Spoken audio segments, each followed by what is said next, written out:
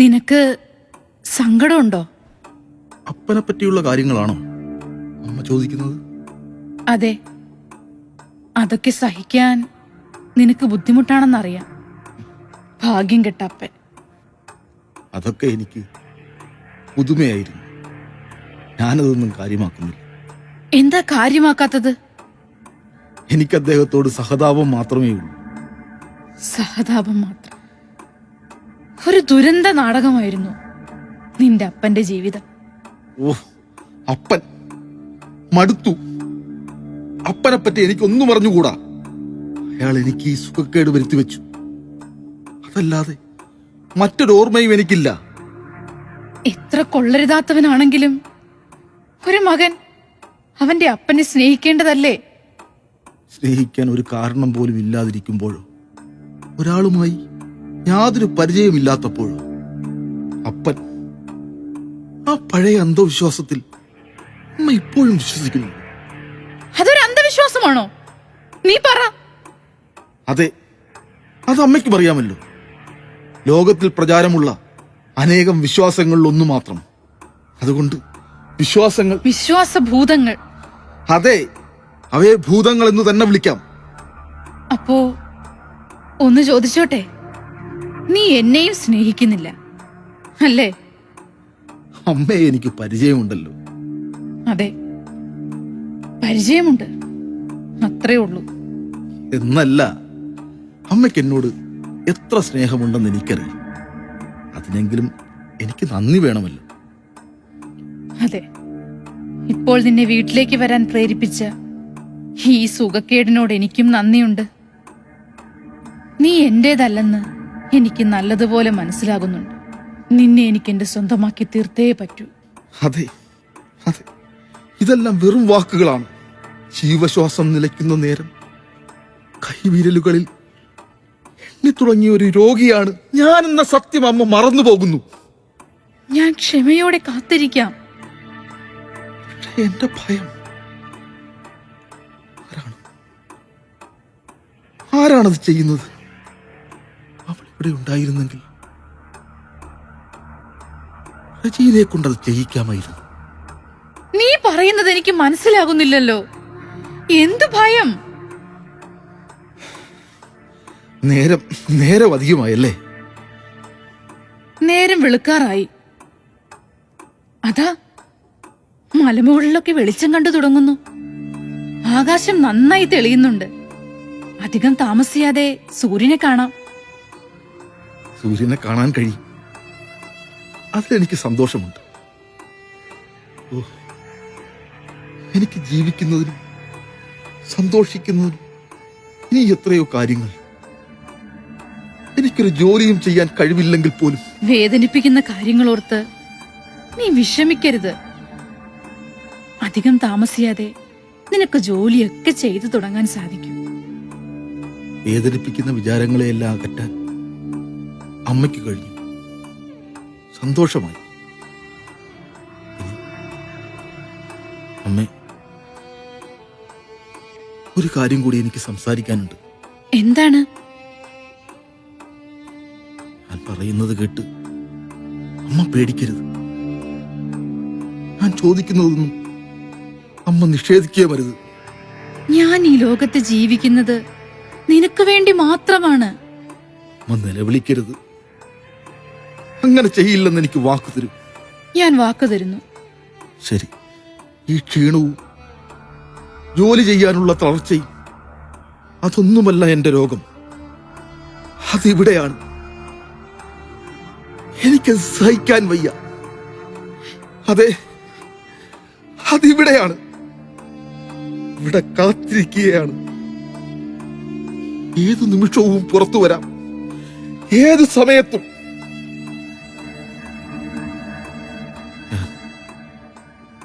ഞാൻ പാരീസിലായിരുന്നപ്പോൾ ഒരിക്കൽ എനിക്കത് വന്നു.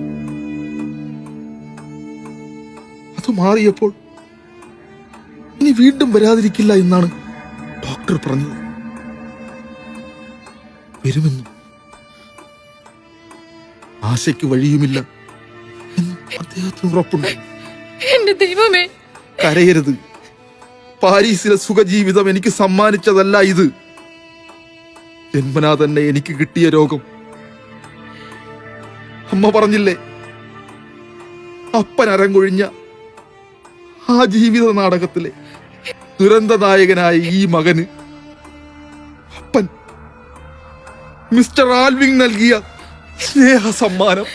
അത് സത്യമല്ല ഓസ്വാൾ, അതൊരിക്കലും അങ്ങനെ ആയിരിക്കില്ല.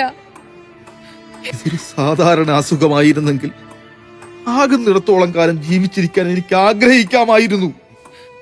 വീണ്ടും നിസ്സഹായനായി ഒരു കുഞ്ഞായി തീരുക, ആഹാരം ആരെങ്കിലും എടുത്തു തരിക, വല്ലവരും അറപ്പുണ്ടാക്കുന്നു, അത് പറയാൻ തന്നെ.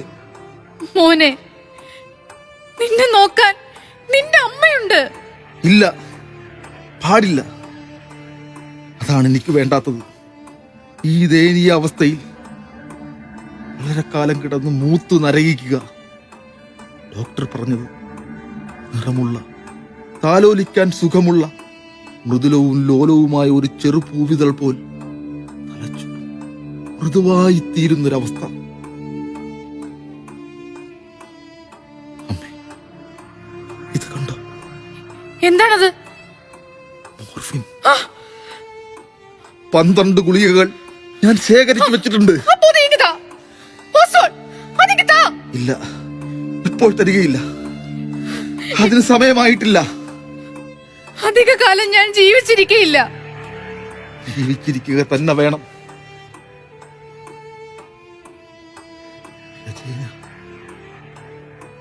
അവൾ ഇവിടെ ഉണ്ടായിരുന്നെങ്കിൽ അവൾ എന്നെ സഹായിക്കുമായിരുന്നു, തീർച്ച. ഒരിക്കലുമില്ല. രോഗം മൂർച്ഛിച്ച് ഞാനൊരു ശിശുവിനെ പോലെ പ്രതീക്ഷയറ്റ്, ആശ്രയമറ്റ്, ഗതികെട്ടവനായി, നിസ്സഹായനായി കിടക്കുമ്പോൾ, ആ കിടപ്പ് കാണുമ്പോഴെങ്കിലും, അല്ലെങ്കിൽ ഒടുവിൽ പരിചരിച്ച് മുറിവ് തോന്നുമ്പോഴെങ്കിലും അവൾ ഒരിക്കലും അത് ചെയ്യില്ല. അവൾ പോയി. അതുകൊണ്ട് അമ്മ എന്നെ സഹായിക്കണം. ഞാനോ? അമ്മയെ പോലെ മറ്റാർക്കാണ് അതിന് അവകാശം? ഞാനോ? നിനക്ക് ജീവൻ നൽകിയ ഈ ഞാനോ? എനിക്ക് ജീവൻ നൽകാൻ ഞാൻ ആവശ്യപ്പെട്ടിരുന്നോ? എങ്ങനെയുള്ളൊരു ജീവിതമാണ് അമ്മ എനിക്ക് തന്നത്? വേണ്ട, എനിക്കത് വേണ്ട. അമ്മ തന്നെ അത് തിരിച്ചെടുത്തു. അയ്യോ എന്റെ ദൈവമേ! നിൽക്ക്. എന്നെ തനിച്ചാക്കി അമ്മ പോവുകയാണോ? ഡോക്ടറെ വിളിക്കാം. വേണ്ട, അമ്മ പോകരുത്. ഓസ്വാൾ, ഓസ്വാൾ, എന്റെ പൊന്നു മോനെ. അമ്മയ്ക്ക് എന്നോട് സ്നേഹമില്ലേ? ഞാൻ അനുഭവിച്ചു കൊണ്ടിരിക്കുന്ന ഈ വേദന കണ്ടു നിൽക്കാൻ അമ്മയ്ക്ക് കഴിയുമോ? ഞാൻ നിനക്ക് വാക്ക് തരുന്നു. അമ്മ അങ്ങനെ ചെയ്യുമോ? ചെയ്യാം, അത്യാവശ്യമായി വന്നാൽ മാത്രം. പക്ഷേ ഇല്ല, ഇല്ല, അങ്ങനെ വരികയില്ല ഒരിക്കലും. നമുക്കങ്ങനെ പ്രതീക്ഷിക്കാം. പറ്റുന്നിടത്തോളം കാലം നമുക്കൊന്നിച്ച് ജീവിക്കാം. നന്ദി, വളരെ നന്ദി.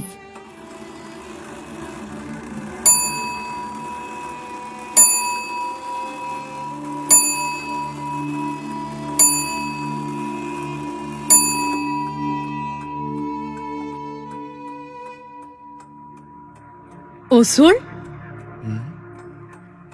ഇത് നീ കണ്ടൊരു സ്വപ്നം മാത്രമാണ്.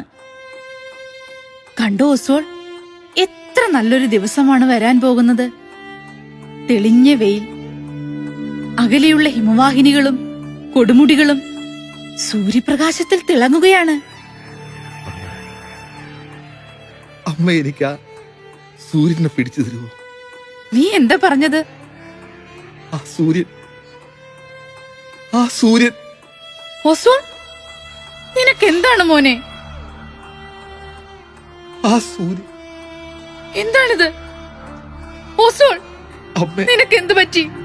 അമ്മേ, എന്റെ പൊന്നു മോനെ. എനിക്ക് ഈ വേദന സഹിക്കാം വയ്യമ്മേ. അയ്യോ, നീ എവിടെയാണത് വെച്ചിരിക്കുന്നത്? ഇതാ ഇതാ. ആ, ഇല്ല ഇല്ല ഇല്ല. നോക്കൂ, നിനക്കെന്നെ കാണാമോ? ഇല്ല ഇല്ല